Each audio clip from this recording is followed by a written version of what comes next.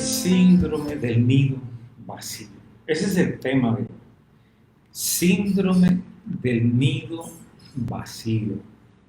Esto se refiere a la experiencia cuando los hijos salen de la casa y nos dejan el nido vacío.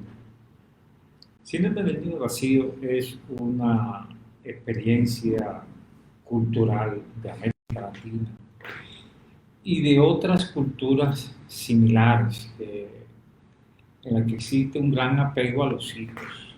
De modo que cuando se van de la casa, los padres quedan en un vacío que se traduce en enfermedades.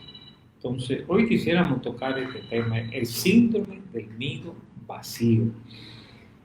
Es interesante que coincide la salida de los hijos de la casa, coincide con la muerte de los propios padres.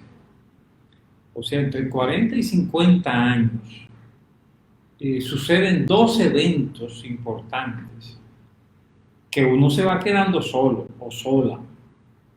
El primer evento, el síndrome del nido vacío, es que los hijos se van, se casan, como es natural, pero a veces se van sin que estemos preparados para eso.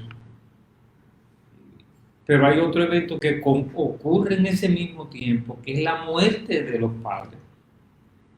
Porque cuando uno tiene 50 años, ya tus hijos tienen más de 20 años y comienzan a irse de la casa. Y tus padres tienen más de 70 años y comienzan a morirse. Entonces, el síndrome del nido vacío, que en la vida de uno transcurre entre los 40 y 60 años, 40 y 50 años, es un momento crucial. Es el momento cuando en la mujer se habla de la menopausia. Y muchas veces esto se acompaña de síntomas que se atribuyen a la menopausia. Yo quiero sugerir que lo más importante no son los cambios hormonales para el síndrome de la menopausia, sino estos cambios sociales. O sea, de 40 a 50 años, el periodo cuando se produce la menopausia, los hijos van de la casa y los padres de uno se mueren. Entonces uno va quedando en un vacío existencial. Esa es la importancia del síndrome del nido vacío. Pero es importante decir que este síndrome es propio de una cultura sobreprotectora, como Freud sugirió cuando se produce el complejo de Edipo, o sea, un enganche morboso de los padres con los hijos. La familia tiene dificultad para permitir que los hijos despeguen. Entonces, ese es precisamente el momento cuando se produce el síndrome del nido vacío. En algunas culturas, los hijos no despegan. O sea, la cultura tiene vías para mantener los padres con los hijos. Eso lo llaman clan familiar. El clan familiar significa que los hijos no despegan, sino que se quedan y forman una familia extendida.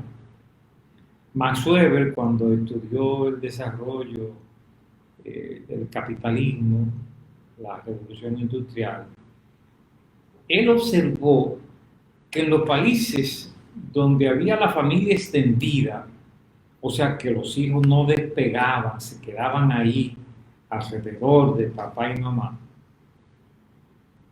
esos países se quedaron estancados. Y los países donde predominaba la familia nuclear, es decir, que los hijos despegaban, esos países estaban a la cabeza del desarrollo. Es un dato muy importante porque la familia nuclear hace de los hijos emprendedores. O sea, para fortalecer la familia nuclear tiene que haber hijos criados con espíritu de emprendimiento. Los hijos apegados a las tradiciones, costumbres, familia de origen, no producen el despegue de la sociedad. Ese es el punto de vista de Maxwell. Freud, al mismo tiempo, planteó que el enganche de los hijos, por lo que él llamó complejo de Edipo, hijos que se enganchan de mamá, o sea, que mamá vive para los hijos como si la vida no tuviera otro sentido. Esa es la realidad de América Latina. Como dijo Gabriel García Márquez, en América Latina el matrimonio termina después que llegan los hijos. A partir de ahí la mujer se casa con sus hijos y adiós matrimonio. Entonces, ese es el síndrome del nido vacío. Es que mamá ha puesto todos sus huevos en esa sola canasta, los hijos. Y cuando los hijos se van, entonces para mamá y a veces para papá, pues se acabó el huevo. Ese es el síndrome del nido vacío.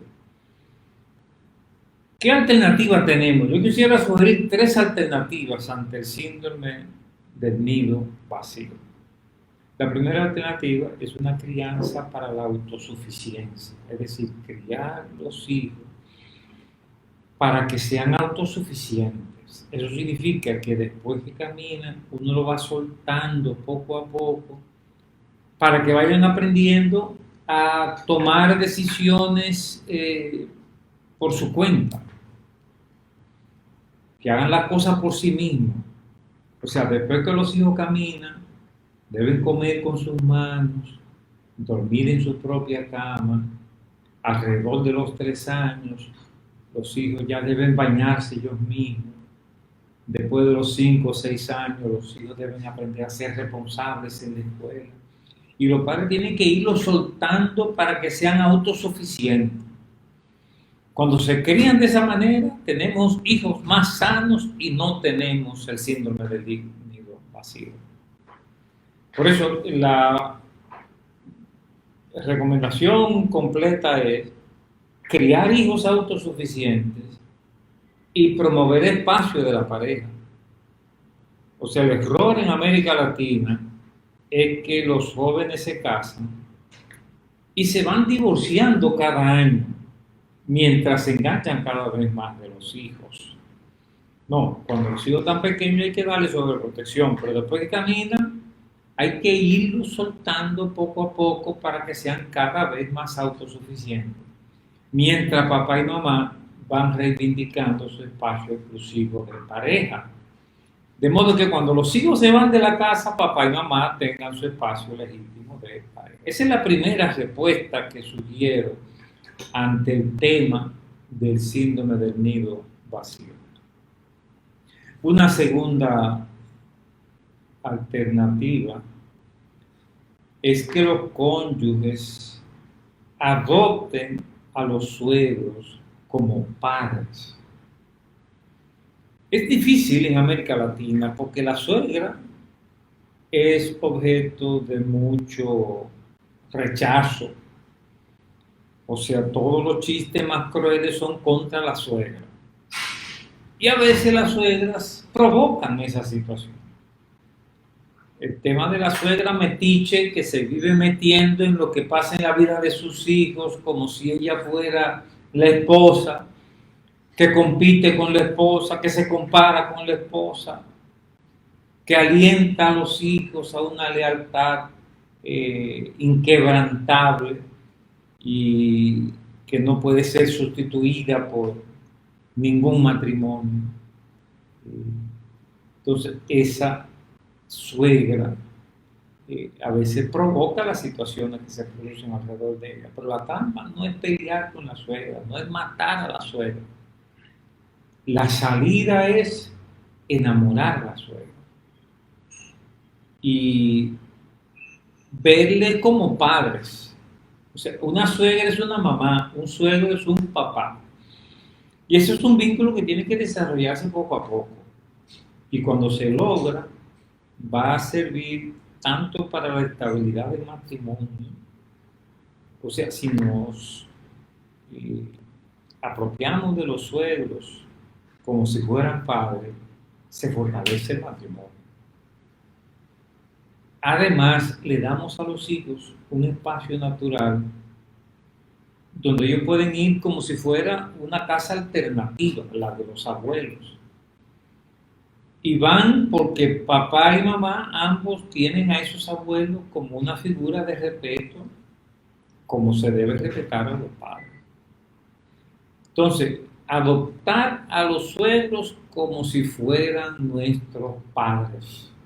Esa es la mejor salida, no solo para evitar el síndrome del nido vacío, sino para la propia estabilidad del matrimonio. Si hay esa buena relación de los nueros y nueras con los suegros, entonces la salida de los hijos se facilita, porque el problema es que en América Latina, cuando una mujer se casa con un hombre, no toma en cuenta que le está quitando ese hijo a su mamá,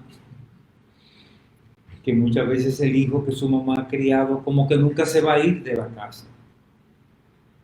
Pero si la esposa de ese hijo adopta a los suegros, o sea, al papá del esposo, como una mamá, se facilitan todas las situaciones dentro de la casa. O sea, el reto es tratar a tu suegra como una madre y a la larga vas a salir ganando con eso. Te vas a ganar una mamá y le vas a dar una abuela a tus hijos. Finalmente, la otra salida que recomiendo ante el síndrome del nido vacío es aprovecharlo, o sea, aprovechar la salida de los hijos para cumplir la misión personal que uno tiene en la vida. O sea, la misión personal no puede ser solo criar hijos. Es una misión primaria cuando los hijos están pequeños, pero después que se van poniendo grandes, uno va teniendo la oportunidad de cumplir la verdadera misión que uno tiene en la vida. O sea, cada uno nace con talentos especiales que implican una misión. Uno nace para algo en la vida, para algo que tiene que ver con el bien común. Entonces, descubrir eso es fundamental. Cuando uno descubre para qué uno sirve, uno puede vivir mejor después que los hijos se van de la casa. Uno va a ver la salida de los hijos más que como una tragedia, como una oportunidad para dedicarme de lleno a la vocación que yo tengo. Ahora, si no tienes vocación, si tú no haces nada, te va a ser más difícil manejar el síndrome del nido vacío. Este es el reto, entonces. Primero, crianza con autosuficiencia. Que los hijos aprendan a resolver sus necesidades personales progresivamente, mientras los padres van cada vez más sacando tiempo para la pareja. De modo que cuando se vayan, ya hay una costumbre de salir en pareja. Segundo, los padres progenitores tienen que adoptar a los suegros como si fueran sus propios padres. Eso resuelve muchísimas dinámicas conflictivas en la familia. Y finalmente, hay que ver el síndrome del nido vacío como una oportunidad para cumplir la misión personal, tu vocación personal, en el partido, en la iglesia, en el club, de lo que sea, pero ya tiene tiempo que puede dedicar a esa vocación personal.